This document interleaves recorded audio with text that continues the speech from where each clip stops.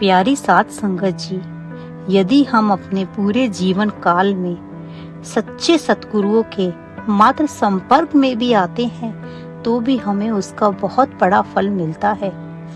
यदि सच्चे संत महात्माओं की मात्र दृष्टि भी हमारे ऊपर पड़ जाए तो काल भी हमारा कुछ नहीं कर सकता।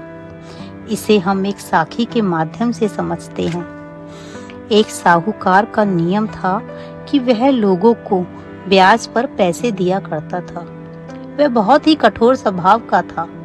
एक दिन वह एक गांव में किसी गरीब किसान के घर अपने पैसों की वसूली करने गया।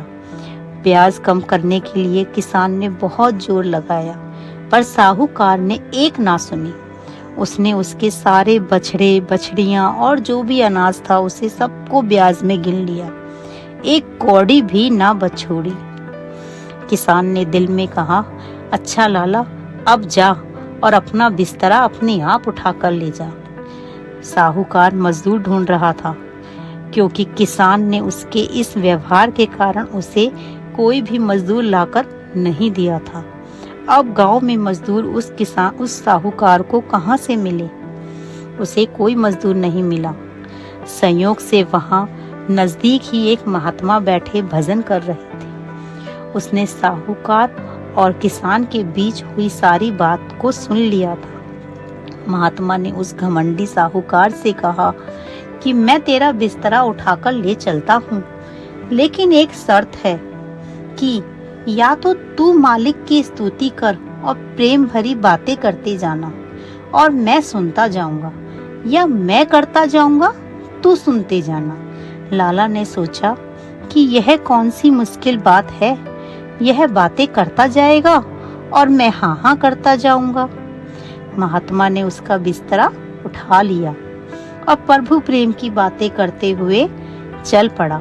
जब उसका गांव आ गया तो महात्मा ने कहा कि लो लाला जी, मैं अब जाता हूँ। पर महात्मा ने दिल में सोचा कि अब भी क्या याद करेगा कि मेरा किसी महात्मा से मिलाप हुआ, इसलिए इसको कुछ बताना चाहिए। महात्मा ने साहूकार से कहा, आज से 8 दिन के बाद तेरी मृत्यु हो जाएगी। तूने सारी उम्र कोई अच्छा काम नहीं किया, लेकिन यह जो 1 घंटा तूने मेरे साथ बातें की हैं, यही तेरा सबसे श्रेष्ठ कर्म है। जब तुझे यमदूत ले जाएंगे और पूछेंगे कि इस 1 घंटे के सत्संग का फल तुझे पहले चाहिए या बाद में, तब तुम कह देना कि पहले, और फल यही मांगना कि मुझे उस महात्मा के दर्शन कराओ, फिर जो होगा तुम खुद देख लेना। जब मृत्यु आई, यमराज के यमदूत आए और साहूकार को पकड़कर ले गए। जब पेश हुआ तो धर्मराज ने चित्रगुप्त से कहा कि इसके कर्मों का लेखा देखो। उसका कोई श्रेष्ठ कर्म नहीं था, सिवाय इसके कि उसने एक महात्मा के साथ 1 घंटा बातें की थी। धर्मराज ने पूछा कि तुझे इसका फल पहले लेना है कि बाद में? साहूकार कहने लगा कि पहले दे दो, और जहां वह महात्मा है मुझे वहां ले चलो। महात्माओं का, सच्चे सतगुरुओं का शरीर इस दुनिया में होता है, लेकिन सूरत तो उनकी खंडों और ब्रह्मांडों में रहती है। यमदूत उसे अपने साथ वहां ले गए जहां महात्मा भजन कर रहे थे।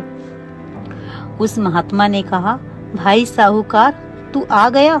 साहूकार ने कहा, जी हाँ, आपकी कृपा से आ गया, लेकिन यमदूत बाहर खड़े हैं, मेरा इंतजार कर रहे हैं। अब जहाँ मालिक भजन सुमरण हो वहाँ यमदूत नहीं जा सकते।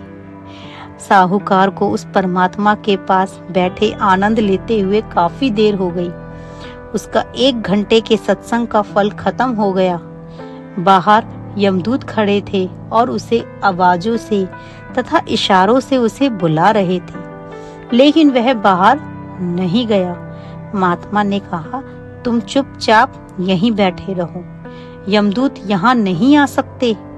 हार कर यमदूत चले गए। उन्होंने धर्मराज के आगे शिकायत की कि जी वह तो आता ही नहीं।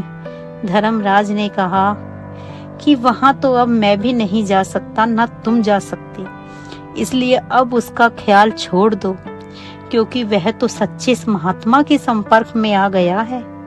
इसलिए हमें सत्संग जाना चाहिए, सत्संग सुनना चाहिए। सोचो, मात्र 1 घंटे के सत्संग ने उसके जीवन की दशा बदल दी। यदि हम भी भजन करते हैं, सिमरन करते हैं, सत्संग करते हैं, तो महात्मा हमारे साथ हैं, सतगुरु हमारे साथ हैं। इसलिए भजन सिमरन पर हमें ध्यान देना चाहिए, उनकी कही बातों को मानना चाहिए। सतगुरु हमारा भला ही चाहते हैं, वो हमें इस 84 के चक्करों से बचाना चाहते हैं।